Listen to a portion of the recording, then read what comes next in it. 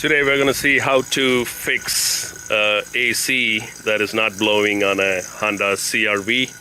And in this case, the challenge here is this particular car uses R1234YF refrigerant and not the usual R134A refrigerant. So a little more expensive. More than that, the fittings all change. All these fittings are different on this car. So all the new cars come with this type of refrigerant, so it is worth to point out that this is the future of the fittings. So you need a gauge that is reading that particular refrigerant threads and fittings. And vacuum pump, right now when we measured, it was clearly 0. Everything is leaked out, so nothing to capture. And at this point we are just vacuuming so that it is in the negative pressure, and we can inject a little bit of this dye so that it'll come out and we can see which part is not working, whether if it's a compressor or the needle valve or the condenser or whatever it is, evaporator. Wherever it comes up with that dye, we'll hit the light and see and figure out what's wrong. All right, we pumped some compressed air into the system because it was empty anyway. Even without the dye, you could hear that hiss leaking. Can you put your hand right on that leak? Yep, so it's right above the compressor. Got to see what that is. So basically compressor blown, and got to replace that, I believe. But we'll look at the compressor just to see if there's any line going on top that maybe the line burst in the... All right, for the compressor, there are 4 bolts, and there are 2 on the bottom, which is accessible. There's 2 on the top, which you have to do blindly, basically. And that is what we're dealing with now. And the challenge here is the high pressure hose and the low pressure hose need to be taken off, as you can see. They both are out. Here's one. And those were a pain too, but it's in a really hard spot to film, so just letting you know that there are 4 bolts on the compressor and 2 for the lines. 2 on the top, 2 on the bottom for compressor. All right, last bolt is out and the compressor drops. Now if you look at the bolt, it is extremely long and many threads, so it's a pain because of that to remove long bolts. All right, compressor is hanging loose now. Need to take this little wire off. Should have done it in the first place. That's a pain. Okay, pulled it off. So you need to pull the red tab back first. It was in the front.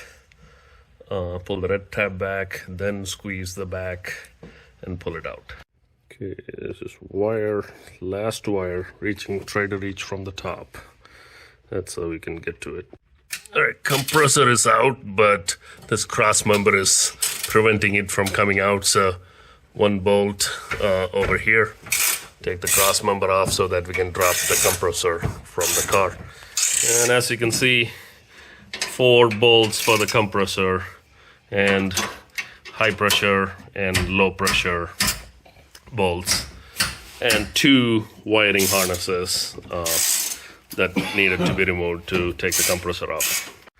All right, here's the old compressor, here's the new compressor. See the difference? Neither can I. All right, so this goes in. It's filled with the pig oil, correct amount of pig oil, I believe. So let's not take the cap off, if not we'll be leaking all over.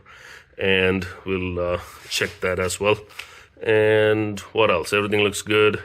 Just the bolts go back in. This is a Honda compressor, but it's remanufactured by some company. And apart from that,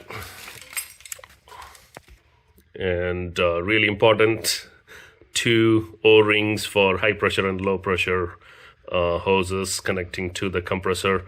If it doesn't come with this, better buy and replace that so that we don't see another leak, just like this one. This is the most annoying part. All right, start with 1 bolt, keep it in place, and then we can attach all the other bolts.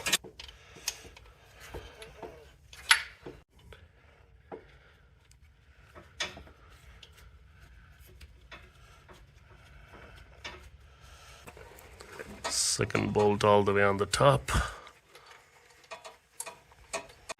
And for finally putting the belt, if you notice the tensioner, the alternator is in the back, the AC is all the way in the bottom, and you can see the socket here where the where the tensioner is right there. So put some release the tension, and then you can squeeze the belt around the AC compressor. This is what came out of the low side that was leaking, even though I believe it's the debris that was causing it to leak. Now we have a whole set of new valves. Let's match and see. I believe that looks identical. Look identical. However, the washer does look smaller. We'll see if I can get a better match. Okay, just to be safe, found the right Schrader valve and changing them both on the high side and low side. 1 and 2, and that's done. Okay, moment of truth. New compressor is put in and the belt is back on. New Schrader valves, and now we are pulling the vacuum so that every moisture, everything within the system is completely sucked out. And then when we put the refrigerant through this yellow hose here, it sucks back in with pressure. And this card takes 450 grams of, you can see 435 to 485. So 450 grams of refrigerant is what is recommended on average. All right, so we are pumping the R1234YF cans in. This car takes 450, so this can on the left 340 and can on the right is 110. That is perfectly 453 grams for recharging the system, and that is all we need. And it's got a dye in it, so if there's a leak we can detect that as well. Let's go and see if the air is blowing cold. Right. You have to make sure the pressure stabilizes 40 to 50 range, high pressure, low pressure. And if it goes anything beyond that, shut it off immediately, because you have some other clog and you need to be replacing a condenser or an evaporator or something.